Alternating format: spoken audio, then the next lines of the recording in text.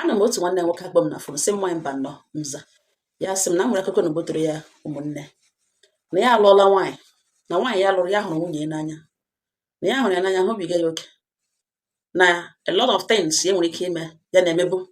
mana ịhụnanya ya nwere ebe nwunye ya na-eme ya kwụsịcha those things na pure love true love ka e nwere ebe nwunye ya nọ mana ya amaghị ma nwunye ọ hụkwara n'anya that much otu onwe ishiri hụ ya n'ihi na ihe nwunye na-emewo frustrate love ya nwere for ha ihe nwunye na-emewo ime ihe ọbụla ga-enye ya inye ya difficulty na ihe nwunye na-eweta his way na kemgbe eji lụọ nwunye na ihe nwunye na-ebute project family ha ishinọsọ ha adanne ya ọsọ ụmụnne nne ha na nna ha mụrụ ha dị ha 6 in number adanne ya lụọla di adanne ya mara mma nwaanyị lụọ di lụtakwa n'oke di ụmụnne ndị ke nwoke kedu ọkpara mmega ka ọ nọkwa na-eme gị ka ọ lụkwala nwaanyị ndị ke ha etochiri nọkwa na-emekwa mana mgbe niile ihe daa na family nwunye o butere na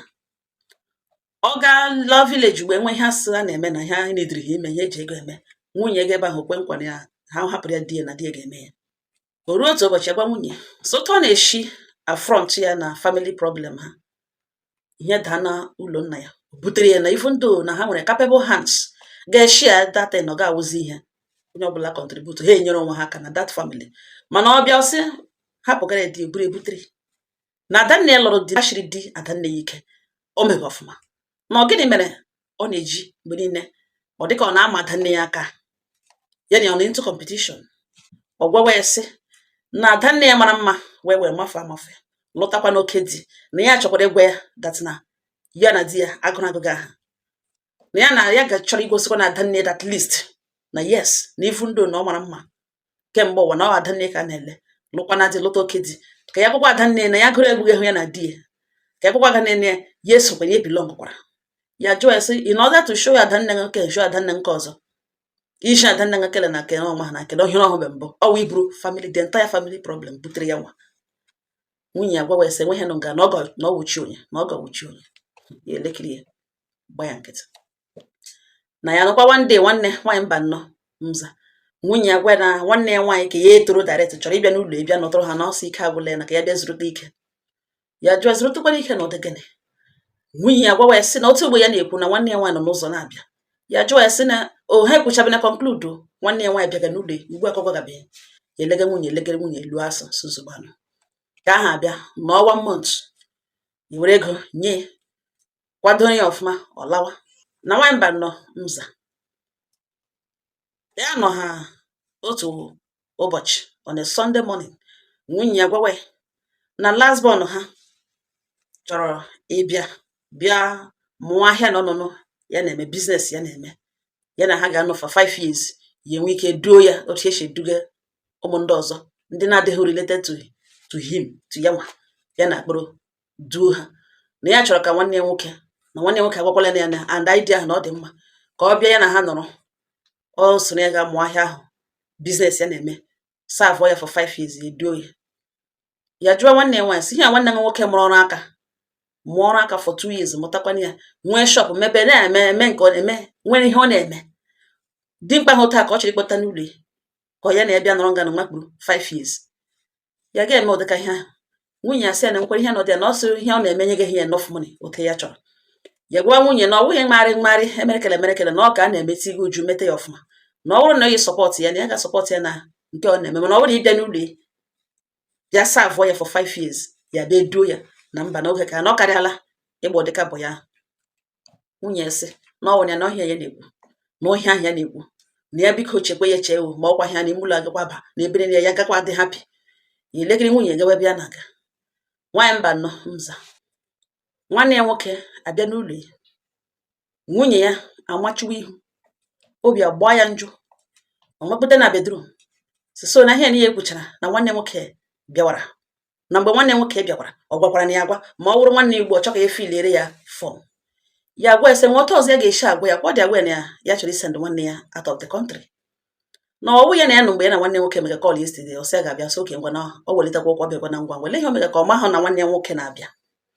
nwunye sị okay in that case ka ya send kwuo for nwanne ya nwoke last born ya nụ ntara ọ chọrọ ka ọ bịa mee mụọ biznes na ya na-eme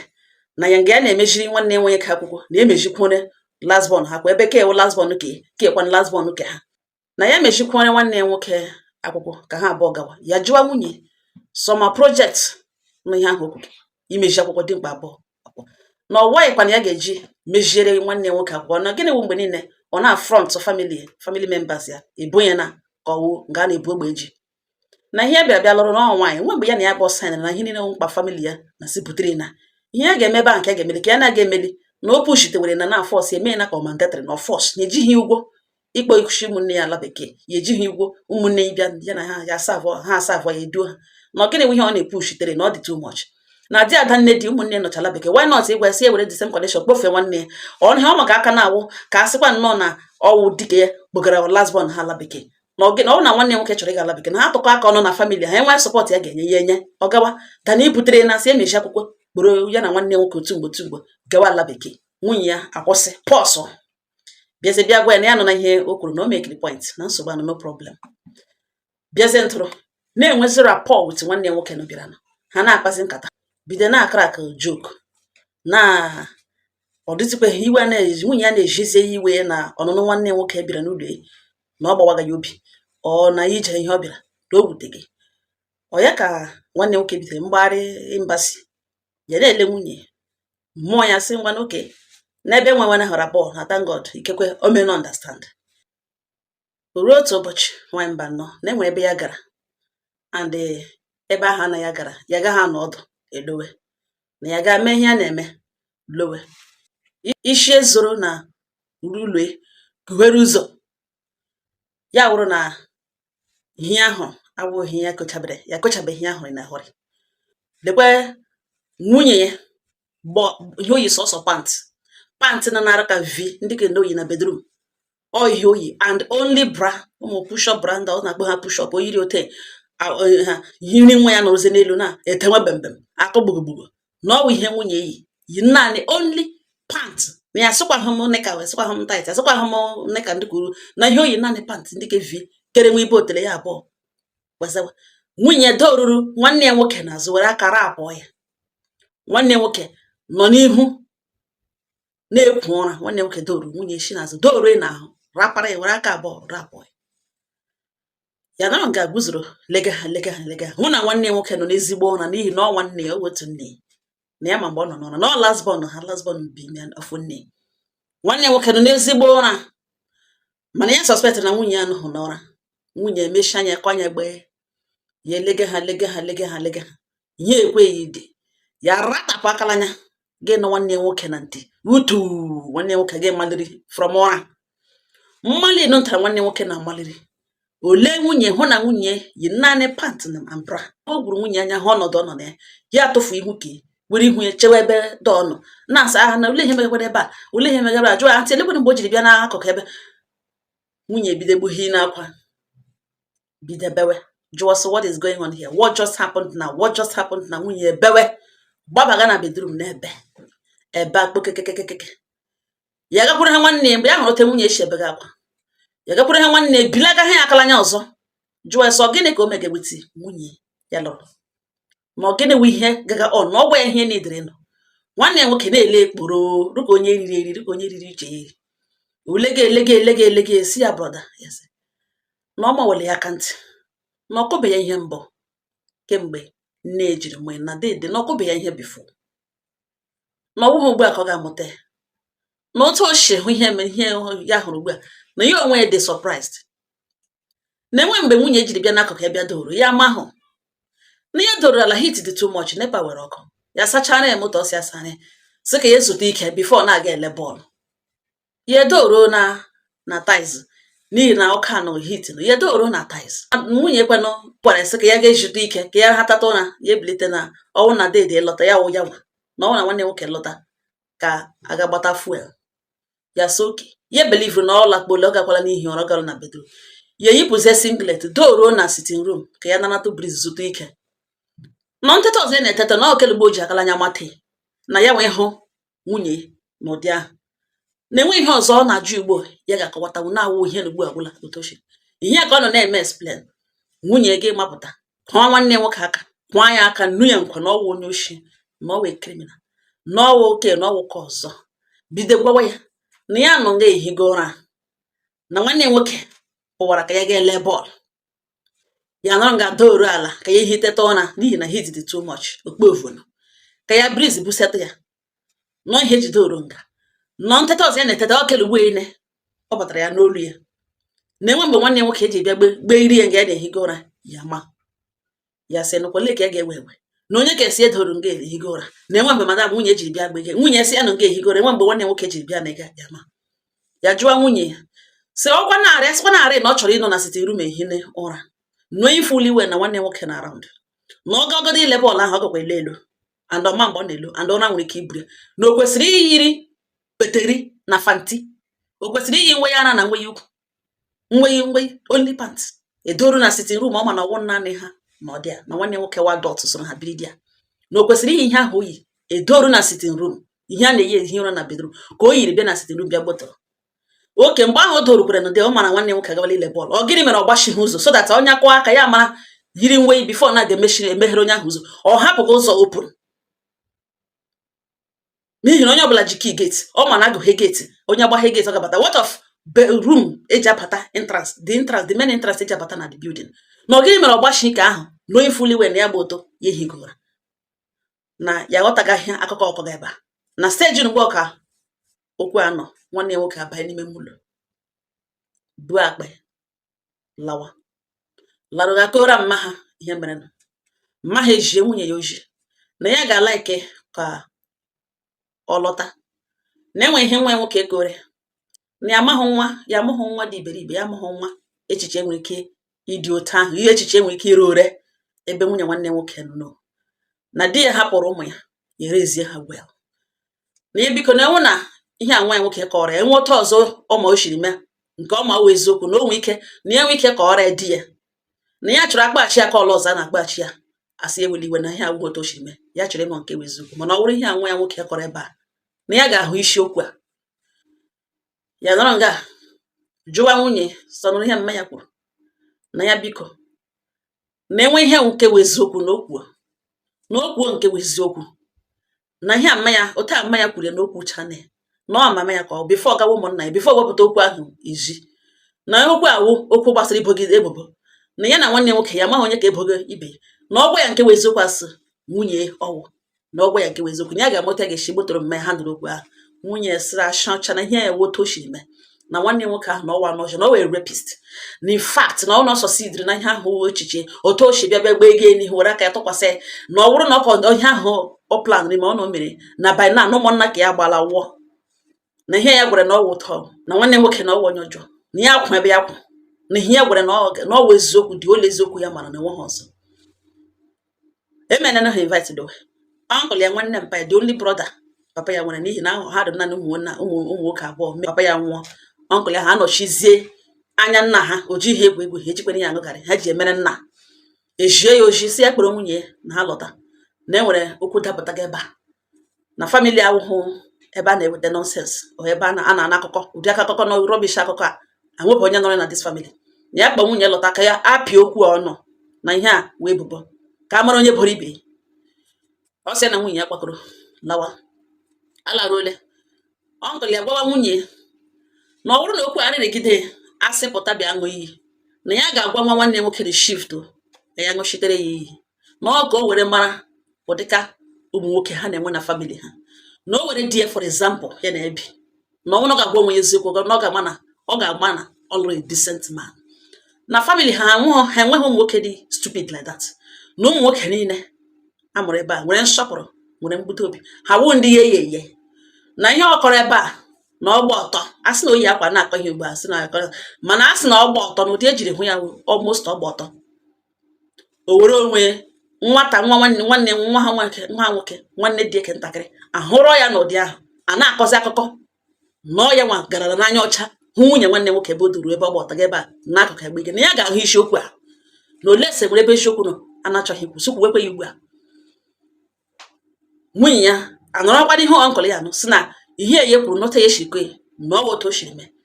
na di ya anọghị ya nwanne di ya asị ka ya ga lee bọọlụ the boy ya interrupt ya ozugbo nwanne nwoke interrupt ozugbo so na that time ahụhụ time a na-eji ele bọọlụ na mgbe ya chọrọ ịga ele bọọlụ na ọwa ebe 4 na ọwụhụ that time na ya gaso sacha moto na ya apụbeghụ na enweghị ebe ya gara na ọwụ ya okwu ikpeazụ ọ gwara ya wụ ka ya gaa na bedroom ga ezute ike na ọ bụrụ na nwanne nwoke lọta aga gbata fuel tii na generator na ihe ọ gwara ya ba gaa na room ya na ya apụbeghị na ya nọ n'ụlọ ahụ na enwe mgbe ya pụrụ na ya na-aga ile bọọlụ nwunye ya sị na ọwa onye oshi na ọwa onye ashị na ọ pụwara sị ya ntị ka ya ga ele bọọlụ kpatara na ya ejiri dooru ebe di ya naanị enwe nwanne nwoke arị ya sị ka ya na-atụ it dị too much ya sị ka ya na-atụ mepesha windo palọ ka palọ sara n'asa ya gbota ozie n'ala enwezi mgbe o ji bịa gba ego ya n'azụ enwezi mgbe o ji bịa gba ego ya n'ihu were aka ya tọkwasị ya ihe a na-eme ya ka ọwụ ya na di ya nọ ka ọwụ mee ya ka ọ nọ na nro ọmụanya ya efile nọ ya na di ya nọ bidechagbo na-arịdachawi aka n'afọ ya ma na ọwụhụ ya na di ya nọ the boy etie hei kpobe ihe kwa akwa bido mma nwokwụ n'ala na-ebe nwanne nwoke kpobe ihe kwa mmanya asị nsogbu anọ ya nọ na okwu ka na a ga-ahụ isi mgba ka ọnkụl ya nwanne nna ya anọtara jesi nwunye na ọla ga-akpọ nwanne ya nwoke na ọkwa nna mpa ya dị fit ịbịa na ọ kpọrọ na ya bịa na ya ha abụọ bịa otu onye ka ọbụla ga-abịa dị na ịda mpa ya nwanne nwoke kedị ọkpara na ọkpọrọ ha bịa nwunye ya ala nwaanyị mba nnọọ nwunye ya ala tete mkpọ nwunye ekwe ha bịa one day aga 2 days ya nọọ from nwunye ya kpọọ nwunye na fonu si na elee ihe dịrị ya hafa nwunye ya si echere na nwanne nwoke nọ ngalugbo ene ka e were fonu nye ya ewere fonu nye nwanne nwoke ya jụọ nwanne nwoke si kemgbe nwanne nwaanyị kwere lọta onwebe ihe ọ gwara ya ọ jụghị ihe kpatara na o jiri lụọ oge nwoke agwawa ya si na biko ọwụ okwu a na-enweghị ihe nọ n'elu ya na-enwe ihe nọ n'ime ka eji chi kpọrọ nwanne nwaanyị gawa n'ihu agbara na ọnwụ na birigbo si na ọ hụrụ nwanne nwoke n'elu ya na nwanne nwoke na nwunye nwere onwe ihe ha mege n'anya ọcha amara ha na-ekwu kama mmadụ abụọ higora onye ka ya ka akọ ka ịga na ọwụ okwu a na ka eji ya kpọrọ nwunye ya nwekwanụ nwanne ya nwaanyị agaje na dibịa ya jụwa oge nwoke so onye kwekwere na akpụ ya agaje na dibịa na kemgbe okwu a ji dawa enwebụ onye kwutere na akpụ agaje dibịa na-aga enweghị ọ nwere ebe a na-aga ihe a na-ajụ kedu nke bụ eziokwu enwebeghị ebe e kwuru na enwebe mgbe okwu a mama ya ekwubeghị ọ nwanne nna ya wepụtaba ọnụ sị na a ga-akpọ ha aga dibịa agaje ha ṅụ iyi enwebe ihe okwu ahụ dara na ihe nwanne ya nwaanyị gwara ya na nwanne ya nwaanyị hapụrụ eziokwu ọ ga-ekwu o nwere ihe ọzọ gwara ya ọ gwawa ya sị na ọgọ na ya hapụgara atị bịa kpọrọ nwunye na enweghị ihe ahụrụ n'okwu na ihe awụ ihe ya ga-agba moto bịawa n'ihi na ejide nwanne ya nwaanyị na nwoke ọzọ o ejide nwanne ya nwoke n'elu nwanne ya nwaanyị na ihe ahụrụ mmadụ abụọ higo ụra keesi ya ebuzodoru keesi ebuzodoru na owu ihe ya ga-abịa gbara moto ọ pụrụ nna ya na-eji ahụ abịawa ige ya gbanyọ fon ya gwa nwanne nna ya silekwekwe ihe ya ahụ nwanne nna ya si nsogbu anọ na ọ bụrụ na ọ chọghị ịbịa na ọ nọrọ n'ụlọ nna ya na ọkpọkpọ ngala wutat nwanne nwoke ọ papa ya na ya ga-esendị aka ọ ga-alaghachi ya kpọtarịrị ha ọ gaghị abịa bụ nwa ha nwoke ebubo dị otu a nwanne ya nwoke akpọọ ya ihe na ọgụbeghị mbụ kpọọ ya ihe nwa ya akalanya udu akalanya ole na ole na ọ metụba nwanne ya aka n'ahụ mbụ nwanne ya ọhụrụ na ya mbụ ime afọ na ya wụ yawa na nwaanyị mba na ihe azi ha nọ na-ekwu nebọ ya kpọọ ya from city na ya gwa ya na ya elole ya sị na ya elole ha na ha ka nọ village ya sị na ọ nwunye ka ya hụrụ ugbu a na ya sị nwunye ya leke na odo nwere oche ka eche ka ya kpọọ ya gbanyụọ fon kpọwa nwunye na fon nwunye ekweghị pik nwunye sendịara meseji na ya nọjuru na village na ya lọtawa na ya alawala ya jụọ nwunye sị ọsị gịnị na ya biko banye ha na moto lọtawa saịdị a na enwe ihe ọ ga-ewe esi gbaghara ọ sị na ya dị confused ọ sị echetezi na otu ọbụla ọ ga-echi twist okwu a weta with apology ka end okwu a ka ha nwee ike lawa na ya lọtawa na ya achọghị ịgwa ha na ọ manya na moto laghachi ya nụrụ nga gbanyụọ fonu na ntị buru fonu kpewe nne di nkwanụ mama ya na ya laghachila back to city bịa na di ebi na ọwụ na nwa ya nwoke nọjuru na ọ lọtawa mma ya sịrị ili na ya gakwa na agwa ya dat na ya nwa wishi nwaanyị na mbreji ya na olesi ya pụrụ na mbọ ga-atụ ụka ahụ na-atụ ma ọ gbasịla ọ gasị ata ya dị ndụ asa na ya ga jụ ese na okwu ya ga-endebe na ọ gbaala ọsọ mmejụsa nwa ya nwoke oyi bịara na nke nwanne ya nwoke o boghị ebubo ọjọọ nwanne nwoke akọ ya jụ oyi ọ na-afili na like n'ọnwa ka ya nwa ya mụrụ no na ọ gaghị wọk nga ka ya nọrọ nwazie na moto wit igwe bịa chịtazie back to city were polisi ga-eme nwunye ya arrest gwa polisi ihe mere na o nyere nwanne nwoke false allegation na ọ hapụrụ the matter untreated ọ hapụrụ the matter o mere the matter the case abandon gbalata ebe a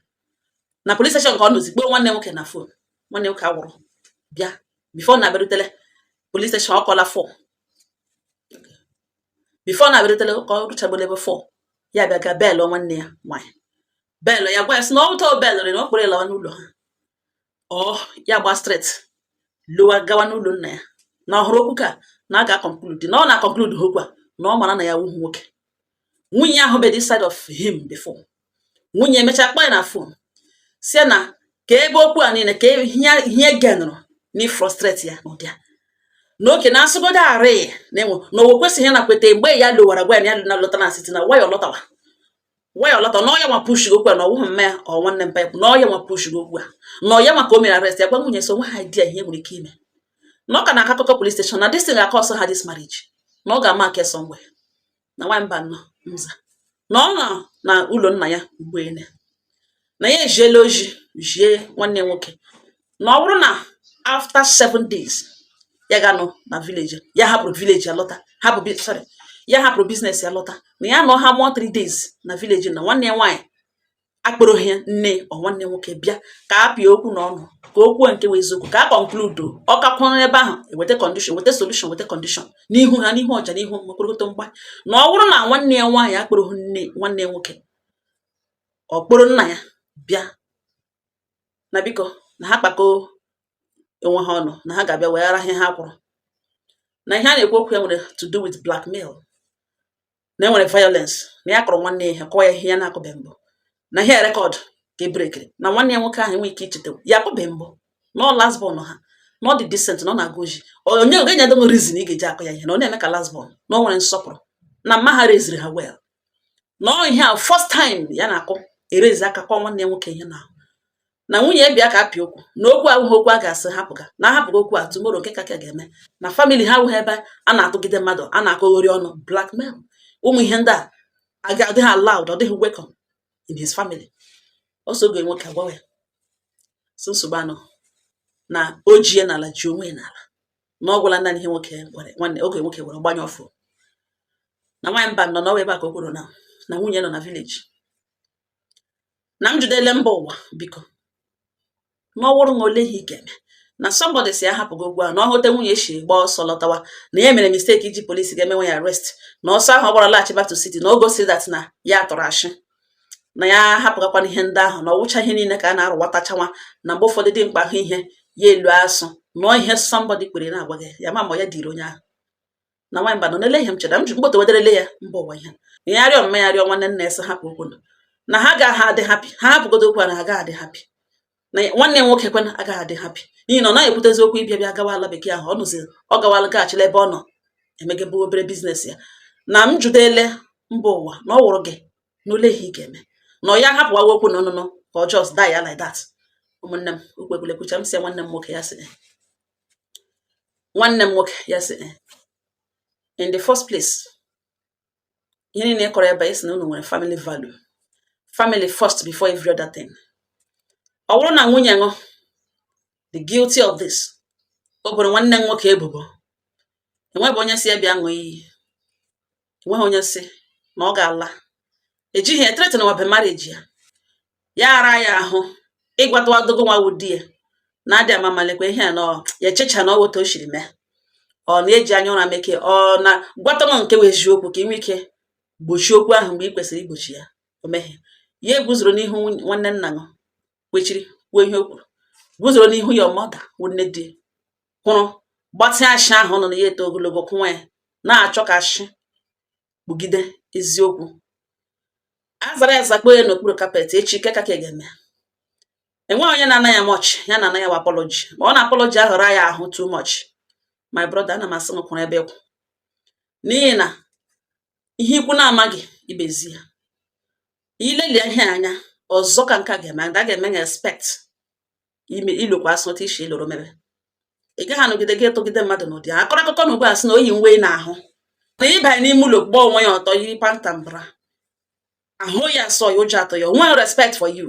ya eruo nwanne ya nwoke nso were skin lapụ rapụ ya ka naanị ka o ji blackmail ya o nwere obi ọjọọ ịzara ihe ezakpo n'okpuru kapet echi ọ ga-eme kekaka na enwe onye sị na ọ bụrụ ihe awụ ihe o kwuru wụrụ ashị ọ na ọ tụgidere nwanne ya ashị na a ga-ewela ya that's not the case anọ m ya n'akụkọ ịkọrọ ebe a naanị ihe a na-ekwu okwu ya na o kwupụta nke bụ eziokwu enwe onye ga-deserve apology tender that apology o kwesịrị ekwesị agaghị m asị change your family value because of this lady. No, agaghị m asị na ihe o mere ma ọ magbulu onwe ya nwee ma ga na moto gawa city gwa onye ahụ gwara na ụdịrị nke a bịakwara ụdịrị ikpe kpere nwe ọzọ kpekpere na ọ mmadụ na-akụziri ibe ya ihe. Di na nwaanyị bi n'ụlọ ha abụọ zụrụ onwe ha. Enwere ụfọdụ ihe ka nwoke na-emebu na-adịghị ma ọ ga-ekweta n'ihi nwunye megharịa. Enwekwara ụfọdụ ihe ka nwaanyị na-eme na-adịghị ma o kweta di ya gbanwee. Ha abụọ ka na-azụ onwe ha ọwụ mmana so that ụdịrị ihe a mee ya hụrụ techi conclude oke ọzọ ọ gaghị anwakwa ya nwa. Mana isi m nọ a family member because ọ were family member lechaa nwanne di na-awụghị di ga-agba ọtọ nke ọ na-eme ka o blackmail ka o mebie ihe ọma nwanne chọrọ imere nwanne tụgide ya ashị anụ n'elu ya kekwara dati ọma na akalanya enweghị onye ka obi ka ị na-asị na forget it ma dịkine ka ebe where does that leave your brother? Do what you have to do. You are doing well. So far so good. You are doing great. Ewela nwanne nwoke ihe gwere nyedokwu ya time. You know that apology what is very very important. Okay, ma ọ tendara nwanne nga nwoke apology o kwesịrị tendara na apology. Enwezo otu ị ga-esi agwa nwanne nga otu ị ga-esi gwazie your family members ya gwazie mmadụ onwe otu ị ga-esi gwazie your mother. Mana ya nwee tụgidere na ashị ruo na agwabeghị nke bụ eziokwu ya na-agba ọsọ feel ya na ọ laghachila back to city na game juru gị lụwa. Gị gosikwana ya na love ahụ egbughị ya ka mmanya because it takes a lot of nerve nwoke iwere nwunye wege na police station gbotowe ya ebe ahụ lawa. Nwanne nwoke ga-agbapụta ya. That comes with a lot of strength. Nga ọnụ ugbu a ọ digest be that part. Kwechiri ebe ị kwechiri. Ị hụrụ that apology ọ dị very very important to you mainly. N'ihi na ọ kparịrị ṅụ mgbe ọ gbara ọtọ ga-ewere ahụ ya rapụ na ahụ nwanne nwoke ịmụrụ ama itoro eto. He deserve an apology. Ma ọ na apology ahụ nye ya arụ too much. Ihe ọ bụla o wetere ya were. Nke ahụ one of the things m ga-asị gharawa no. Arụ gba afọ ya dịka omenala. Onye mee ihe ọjọọ si ihe o mere adịghị mma. Onye nwere obi nchagharị dị ready nchagharị si gbaghara ya. A ga-agbaghara onye chagharịrị na onye kwupụtara na ihe na ya mere si gbaghara. Ị gaghị anụ mmadụ mechaa gị iluo ya saf ahụta ya na-enwe ihe ọwụ. What of onye o megidere? What is shagaga about this matter dị mma. Mana ihe m narịkwa more time ka isi 3 days na ga-abịa were ihe kwuru n'isi na onye tụkwu ya more time mgbe ọ na-akọla 2 weeks n'ụlọ ahụ ka 1 month n'ụlọ ahụ ọ ga-aghọta na yes na eziokwu ahụ na ya nwa nọ n'elu ya na ihe o nidiri to liberate herself. Ụmụnne m ọhịa m gwara enweghị na ọhịa unu ga-agwa ya ụnụ tụkwasịrị ya ịnụ ngalugbo na-ele m ọ bụ onye ọhụrụ onye ọ bụ obelive hụrụ ya n'anya na-eji egwegu nwa nwere ya ga-agbotowe na police station mee ya arrest atụkwa ya na police station. O nwere ike agwara that part ọ gaghị ebelive ịnụ ngalugbo mara mee ihe ikwu na-amaghị ibe ezi ya ma ọ nga ọha nọ n'ọnụ udo dịrị ọnụ.